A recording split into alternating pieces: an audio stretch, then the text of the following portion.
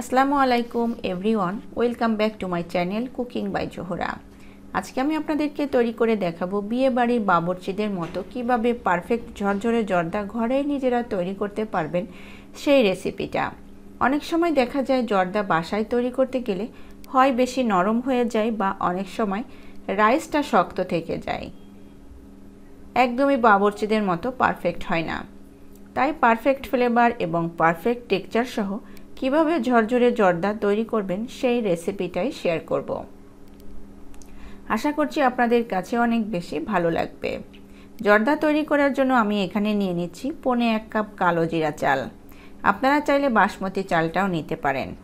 এখন আমি দিয়ে দিচ্ছি নর্মাল তাপমাত্রার কিছুটা পানি। এবার বেশ কয়েকবার চালটাকে পানি পাল্টিয়ে ধুয়ে নিব, যতক্ষণ না পরিষ্কার পানি বের হয়। এরপর এই পানির মধ্যে চালটাকে 15 মিনিটের মতো ভিজিয়ে রাখব।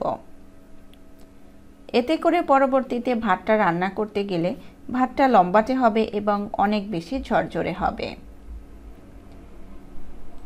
15 মিনিট পর পানিটাকে ফেলে দিব। এরপর চুলায় একটি প্যান বসিয়ে বেশ কিছু পরিমাণ পানি দিয়ে দিব। এখানে পানিটা একটু বেশি পরিমাণে দিতে হবে। সামান্য একটু তেলও দিয়ে দিব। এই পর্যায়ে তেলটা দিলে চাল একটার গায়ে আরেকটা লাগবে না,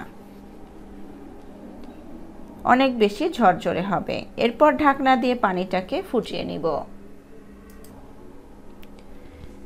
পানিটা যখন ফুটে যাবে ওই পর্যায়ে পানি ঝরিয়ে রাখা চালগুলো দিয়ে দিব।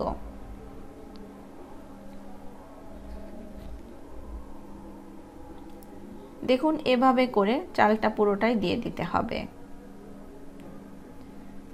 এর মধ্যে পরিমাণ মতো জর্দা রঙও দিয়ে দিব। প্রথমে রঙটা একটু কম মনে হবে, পুরোপুরি জাল করলে পারফেক্ট হবে। এভাবে জাল করে 80% সিদ্ধ করে নিব। এখানে একদম পুরোপুরি সিদ্ধ করে ফেলা যাবে না, 80% করে নিতে হবে। দেখুন, এভাবে করে চাপ দিলে ভিতরে একটা শক্ত থাকবে।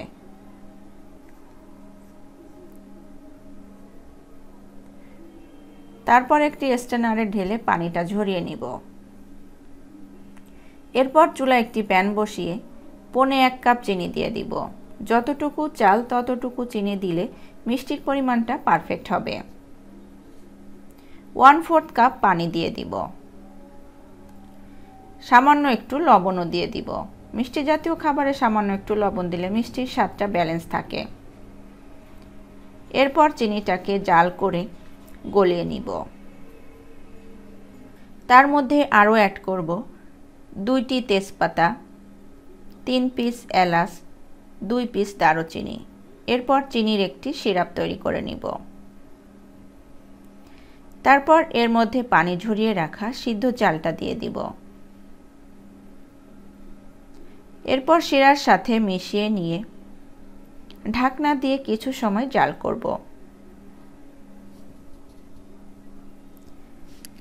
এভাবে জাল করাতে পুরোপুরি সিদ্ধ হয়ে যাবে।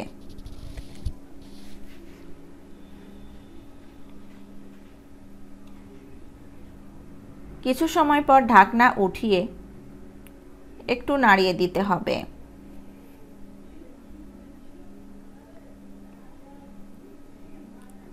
এই পর্যায়ে কিছু ড্রাই ফ্রুট অ্যাড করব।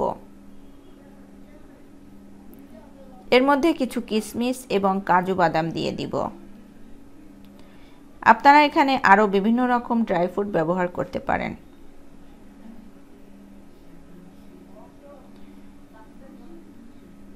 এরপর ঢাকনা দিয়ে পুরোপুরি পানিটা শুকিয়ে যাওয়া পর্যন্ত জাল করব। এর মধ্যে আরও অ্যাড করব 2 চা চামচ গুঁড়া দুধ। এখানে গুঁড়া দুধটা দিলে অনেক বেশি টেস্টি হবে। সব কিছুর সাথে ভালোভাবে মিশিয়ে নিব।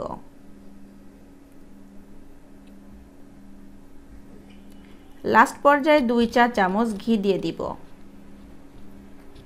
এই পর্যায়ে ঘিটা দিলে অনেক সুন্দর একটি ফ্লেভার বের হবে। একদমই শাহি শাহি একটি ফ্লেভার বের হবে। এরপর মিশিয়ে নিয়ে চুলা বন্ধ করে দিব।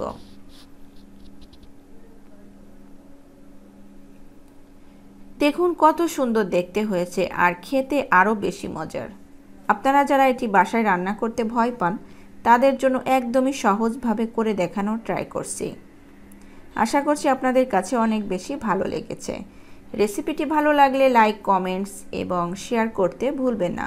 সেই সাথে আমার চ্যানেলটাকে সাবস্ক্রাইব করে অল বাটনে একটা ক্লিক করে রাখবেন। তাহলে আমার কোনো ভিডিও আপলোড করার সঙ্গে সঙ্গে নোটিফিকেশন আপনাদের কাছে পৌঁছে যাবে। আর আপনারা যারা আমার ফেসবুক পেজ থেকে দেখছেন, লাইক এবং ফলো দিয়ে না রাখলে প্লিজ লাইক এবং ফলো দিয়ে রাখবেন। তাহলে আমার কোনো ভিডিও আপলোড করার সঙ্গে সঙ্গে নোটিফিকেশন আপনাদের কাছে পৌঁছে যাবে। ভালো থাকবেন সবাই। আজকের মতো এখানে বিদায় নিচ্ছি। পরবর্তী রেসিপি দেখার আমন্ত্রণ জানাচ্ছি। আল্লাহ হাফেজ।